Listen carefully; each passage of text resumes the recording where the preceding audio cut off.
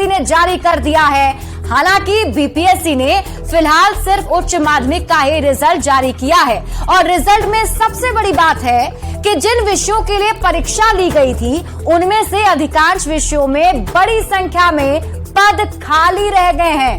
हिंदी की बात करें तो 3221 पद पर बहाली होनी है, जिसमें से सिर्फ 525 अभ्यर्थी पास हुए हैं, यानी सीटों के सिर्फ 16% से कुछ ज्यादा अभ्यर्थी ही पास हुए हैं और 83% से ज्यादा सीटों पर हिंदी के योग्य शिक्षक मिले ही नहीं।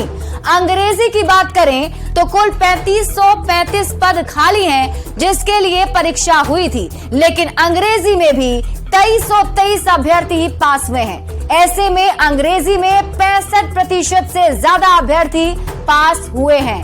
उर्दू में बात कर लें तो 1749 पद खाली हैं, लेकिन सिर्फ 165 अभ्यर्थी ही परीक्षा में शामिल हुए थे और उनमें से 145 अभ्यर्थी पास हुए हैं। ऐसे में अगर देखा जाए तो उर्दू के लिए सिर्फ करीब 8% अभ्यर्थी पास हुए हैं और करीब 92% सीट खाली रह गई है। वहीं मैथिली में 158 पद पर बहाली के लिए परीक्षा ली गई थी, जिसमें से सिर्फ 48 अभ्यर्थी पास हुए हैं। ऐसे में मैथिली में करीब 70% सीट खाली रह गई है। संस्कृत की बात कर लीजिए। संस्कृत में 1289 पद के लिए परीक्षा ली गई थी, जिसमें से सिर्फ 258 अभ्यर्थी ही सफल हुए हैं। ऐसे में साफ है कि लगभग हर विषय में बड़ी संख्या में पद खाली रह गए हैं। हालांकि बीपीएससी ने कट ऑफ मार्क्स में 5% की छूट भी दी है, जो सभी वर्गों के लिए लागू होगा। बीपीएससी ने पहले ही कहा था कि हर हाल में 75% खाली सीटों को भरा जाएगा। ऐसे में कई विषयों में 75% सीटें नहीं भरने पर 5% की छूट दी गई है। बीपीएससी ने विषयवार रिजल्ट को अपने वेबसाइट पर अपलोड कर दिया है। रिजल्ट जारी होने के साथ ही सफल अभ्यर्थियों को जिला भी आवंटित किया जा रहा है और कल से ही ज्वाइनिंग प्रक्रिया भी शुरू हो जाएगी। और अब आप समझिए कि बिहार में हिंदी से ज्यादा अंग्रेजी की पढ़ाई का मामला क्या है। दरअसल शिक्षक बहाली परीक्षा का रिजल्ट बीपीएससी ने जारी किया है और ज्यादातर विषयों में जो टीचर के पद हैं वो खाली रह गए हैं। हिंदी में हम आपको अगर बताएं तो करीब 3221 पदों पर बहाली होनी है और हिंदी के सिर्फ 525 अभ्यर्थी पास हुए हैं। अंग्रेजी विषय की बात कर लीजिए तो इसमें 3535 पद खाली हैं, जिसमें से 2323 अभ्यर्थी पास हुए हैं। अंग्रेजी में इतने लोगों के पास हुए तो मतलब हिंदी से भी ज्यादा अंग्रेजी विषय में बहाली हुई है और परीक्षा में दूसरे राज्यों के अभ्यर्थी भी शामिल हुए थे। बावजूद इसके पदों को भरा नहीं जा सका, मतलब कि योग्य शिक्षकों की बहाली नहीं हो सकी है, क्योंकि आप सोचिए आधे से ज्यादा पद जो हैं वो खाली ही रह गए हैं। बढ़ते हैं आगे। बिहार सरकार ने नवरात्र के दौरान शिक्षकों की आवासीय ट्रेनिंग के आदेश को स्थगित कर दिया है और शिक्षकों के विरोध को बीजेपी के मिले साथ ने इतना दबाव बनाया कि सरकार को अपना फैसला पलटना पड़ा है। लेकिन सवाल यही है कि आखिर बार बार सरकार को फैसला क्यों बदलना पड़ता है। आप ये रिपोर्ट देख लीजिए, फिर खबर तो समझिए।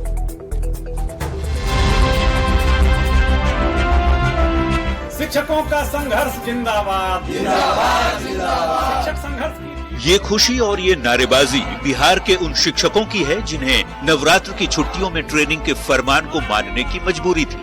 शिक्षक संघ लगातार सरकार से फैसला वापस लिए जाने की मांग कर रहा था, तो इस पर सियासत भी खूब हो रही थी।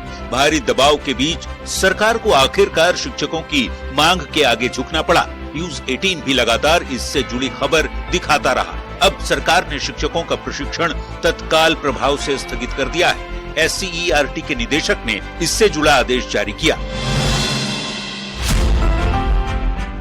आज बिहार सरकार के शिक्षा विभाग के द्वारा सभी तरह के प्रशिक्षण को स्थगित करने के आदेश से शिक्षकों के बीच जश्न का माहौल है।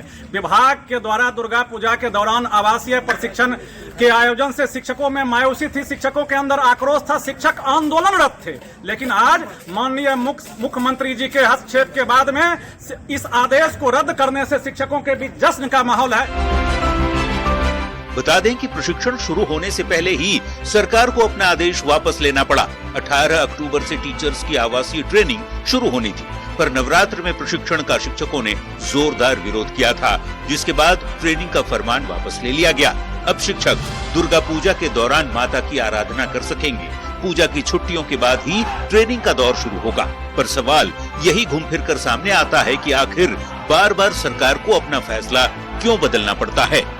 न्यूज़ 18 के लिए पटना से रजनीश कुमार के साथ ब्यूरो रिपोर्ट। शिक्षक संघर्ष की जीत जिंदाबाद, जिंदाबाद, जिंदाबाद।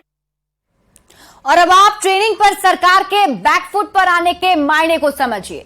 नवरात्र के दौरान शिक्षकों की ट्रेनिंग होनी थी, शिक्षा विभाग के आदेश की आलोचना हो रही थी। मामले पर बीजेपी की ओर से भी सियासत तेज कर दी गई।